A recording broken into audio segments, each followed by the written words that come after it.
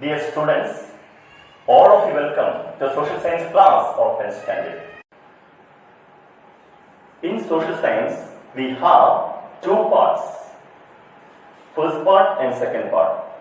First part contains political science, history and sociology, and second part contains geography and economics. Now we are discussing the geography part. പ്രിയ വിദ്യാർത്ഥികളെ, 10ാം ക്ലാസ്സിലെ സാമൂഹ്യശാസ്ത്ര ക്ലാസ്സിലേക്ക് എല്ലാവരെയും സ്വാഗതം ചെയ്യുകയാണ്. സാമൂഹ്യ പാഠം ടെക്സ്റ്റ് ബുക്കിൽ 2 പാർട്ടുകളാക്കി മാറ്റിയിരിക്കുകയാണ്. First part and second part. First പാർട്ടിൽ ഹിസ്റ്ററി, സോഷ്യോളജി, പൊളിറ്റിക്കൽ സയൻസ് എന്നിവ ഉൾപ്പെടുന്നു. പാർട്ട് സെക്കൻഡിൽ ജിയോഗ്രഫി ആൻഡ് ഇക്കണോമിക്സ് ഉൾപ്പെടുകയാണ്. നമ്മളിന്ന് ചർച്ച ചെയ്യുന്നത് ജിയോഗ്രഫി ഭാഗമാണ്. I ask him a question.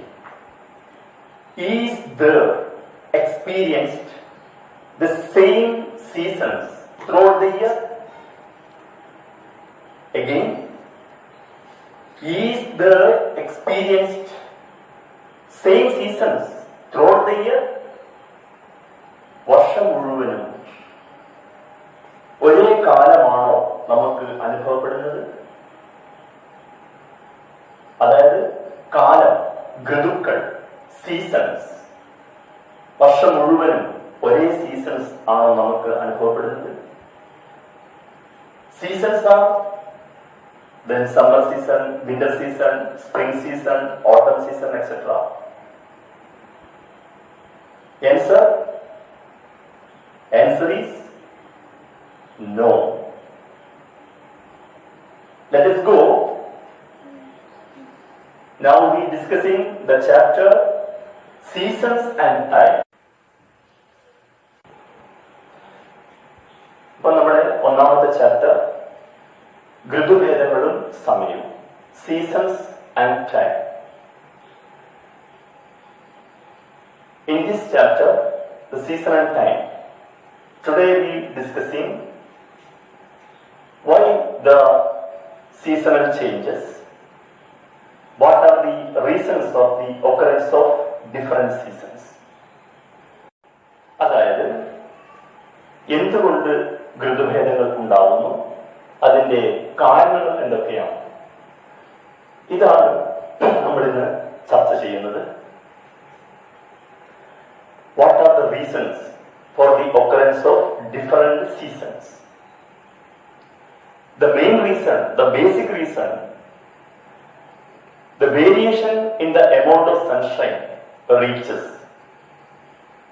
is the basis of occurrence of different seasons. അതായത് സൗരോർജ ലഭ്യതയിലുള്ള ഏറ്റക്കുറച്ചിലുകളാണ് വ്യത്യസ്ത ഋതുക്കൾ ഉണ്ടാവാൻ കാരണം എന്നാണ് നമുക്ക് മനസ്സിലാക്കാൻ കഴിയുന്നത്. അതായത് സൗരോർജം ഭൂമിയിൽ എല്ലാവിടെയും ഒരുപോലെയല്ല ലഭിക്കുന്നത് എന്നാണ് നമുക്ക് അറിയാൻ കഴിയുന്നത്. Again the question, what are the reasons for the occurrence of different seasons? The first reason we already discussed, the variation in the amount of sunshine reaches. That is the basis of the reason.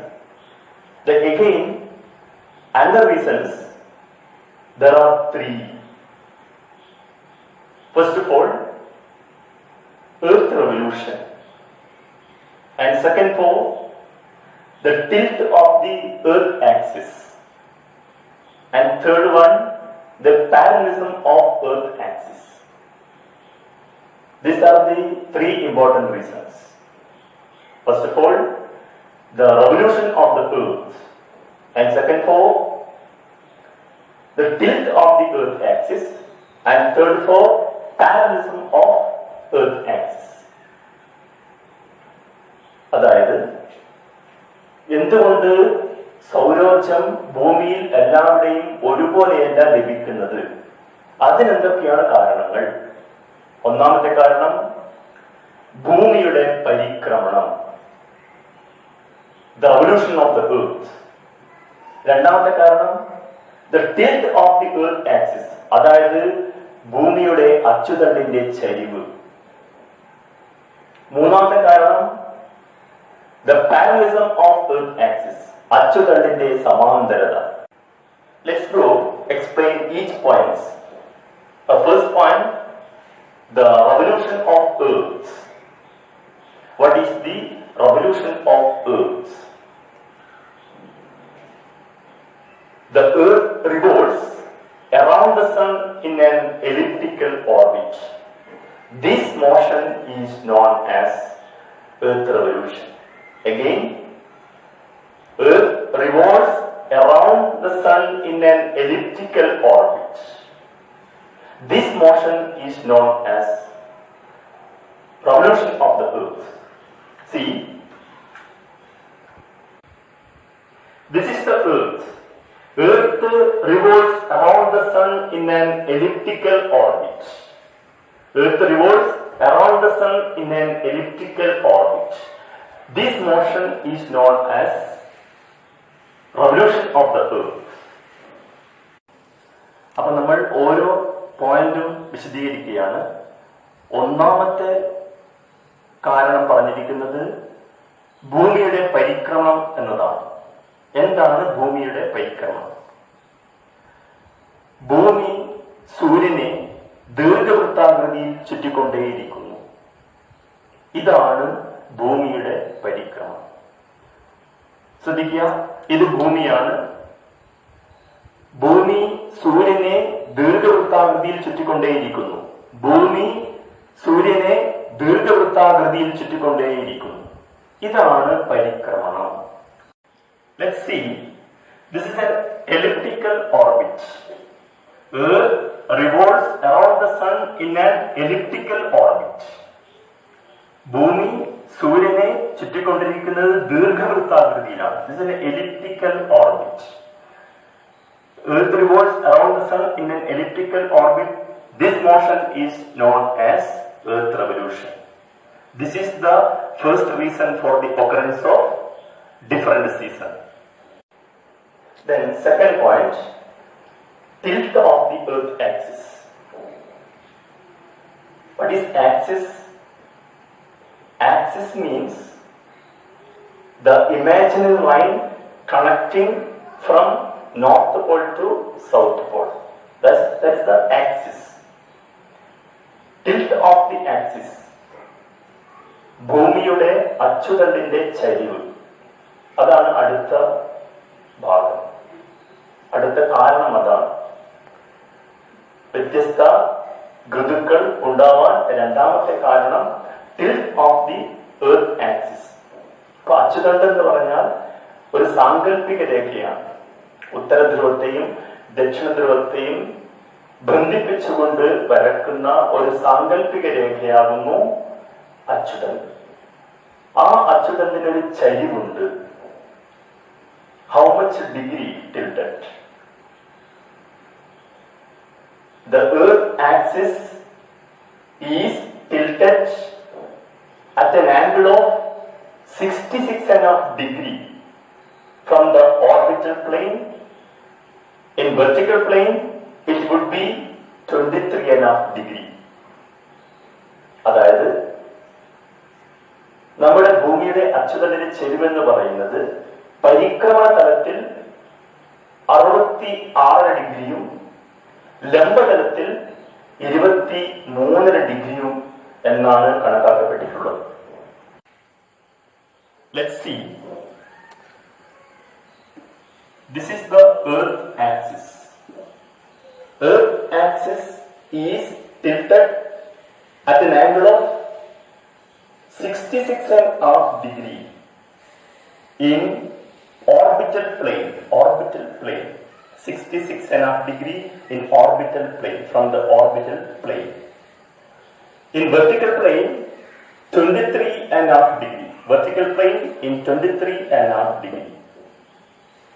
This is the tilt of the axis. ശ്രദ്ധിക്കുക, ഇതാണ് ഭൂമിയുടെ അച്ചുതണ്ട്. സാധാരണ രീതിയിൽ ഭൂമി നിൽക്കേണ്ടത് കുത്തനെയാണ്, ഇങ്ങനെയാണ്, ലംബ ദിശയിലാണ്. പക്ഷെ ഭൂമിക്ക് ചെരിവുണ്ട്. ആ ചെരിവ് പരിക്രമതലത്തിൽ 66 ഡിഗ്രിയാണ്, ലംബതലത്തിൽ 23.5 ഡിഗ്രിയാണ്. ഇപ്പൊ ഭൂമിയുടെ ചെരിവ് എത്ര എന്ന് ചോദിച്ചാൽ 66 ഡിഗ്രി എന്ന് പറഞ്ഞാലും തെറ്റില്ല, 23.5 എന്ന് പറഞ്ഞാലും തെറ്റില്ല. പക്ഷെ 23 ഡിഗ്രി എന്ന് പറയുമ്പോൾ അത് ലംബതലത്തിലാണ്, 66 ഡിഗ്രി എന്ന് പറയുമ്പോൾ അത് പരിക്രമതലത്തിലുമാണ് എന്ന് മാത്രം. Next reason, the parallelism of Earth axis. We already discussed the tilt of the axis. Earth maintains this tilt of the axis throughout the revolution. This is known as the parallelism of Earth axis. അതായത് നമ്മൾ കുറച്ചു മുമ്പേ അച്ചുതണ്ടിന്റെ ചെരിവ് മനസ്സിലാക്കിയിട്ടുണ്ട്. ഈ അച്ചുതണ്ടിന്റെ ചെരിവ് നിലനിർത്തിക്കൊണ്ട് തന്നെയാണ് ഭൂമി സൂര്യനെ ചുറ്റിക്കൊണ്ടേയിരിക്കുന്നത്, എന്ന് പറഞ്ഞാൽ പരിക്രമണം ചെയ്തുകൊണ്ടേയിരിക്കുന്നത്. അല്ലാതെ ഭൂമി പരിക്രമണം ചെയ്യുന്ന വേളയിൽ നിവർന്നു നിൽക്കുന്നില്ല. അത് ചെരിവ് നിലനിർത്തിക്കൊണ്ട് തന്നെയാണ് ഭൂമി സൂര്യനെ ചുറ്റിക്കൊണ്ടിരിക്കുന്നത്. ഇതിനാണ് എന്ത് പറയുന്നത്, അച്ചുതണ്ടിന്റെ സമാന്തരത അല്ലെങ്കിൽ parallelism of earth axis. These are the reason for the occurrence of different seasons.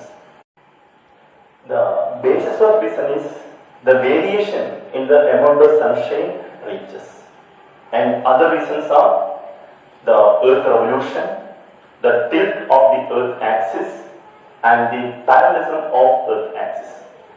These are the important reasons for the occurrence of different seasons. Dear students, we can't able to conduct a lengthy class because of the limitation of this mobile system. So we take the class a few minutes. I think that's better. Okay, today's class is over. Thank you.